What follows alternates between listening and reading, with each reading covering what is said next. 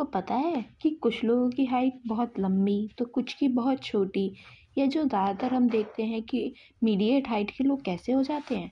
ऐसा क्या है जिसकी वजह से लोगों की हाइट डिटरमाइन की जा सकती है? ये सब हमें पता लगता है जेनेटिक्स से। तो आज हम पढ़ते हैं पॉलीजेनिक इनहेरिटेंस के बारे में, जिससे हमें पता लगेगा कि कुछ लोग इतने लंबे तो कुछ इतने छोटे और कुछ बीच की हाइट के कैसे रह जाते हैं। तो इसके बारे में हम सबसे पहले पढ़ते हैं। तो सबसे पहले हम ये समझते हैं कि पॉलीजेनिक इनहेरिटेंस क्या होता है।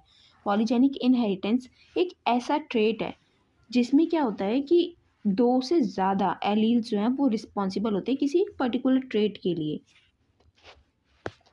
अब इसमें क्या है कि इसमें हम एग्जाम्पल हाइट का भी ले सकते हैं या फिर स्किन कलर का भी ले सकते हैं। अगर ह्यूमंस की हाइट की बात की जाए तो ह्यूमंस में हमें टॉल लोग भी दिखते हैं जो बहुत लंबे होते हैं, कुछ हमें डार्क भी दिखते हैं जो बहुत छोटे होते हैं, या कुछ हमें मीडियम हाइट के भी लोग दिखते हैं।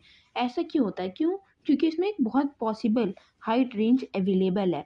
ऐसा होने का रीज़न है हमारा जीन्स, यानी कि एलील्स। अब एलील्स का जो पेयर है उसमें अगर हम मान लें, जैसे हम सिर्फ मान सकते हैं, एक्चुअल में तो 3 से ज़्यादा भी हो सकते हैं। तो हम जैसे अगर माने कि ए, बी और सी हमारे एलील्स हैं, capital A, capital B, capital C हमारे डोमिनेंट एलील है, वहीं small A, small B, small C हमारा रेसेसिव एलील है।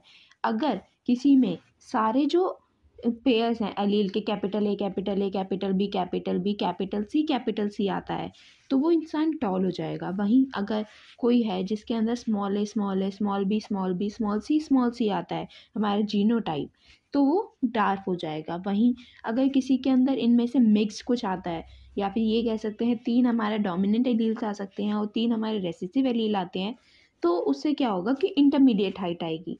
और इसी के हिसाब से, अगर नंबर्स के हिसाब से हमारी जो हाइट है वो वेरी करेगी। सेम ऐसा ही स्किन कलर के साथ भी होता है। तो आई होप आप लोगों को ये समझ आया होगा। समझ आया हो तो do let me know in the comment section, and do like, share and subscribe to the channel.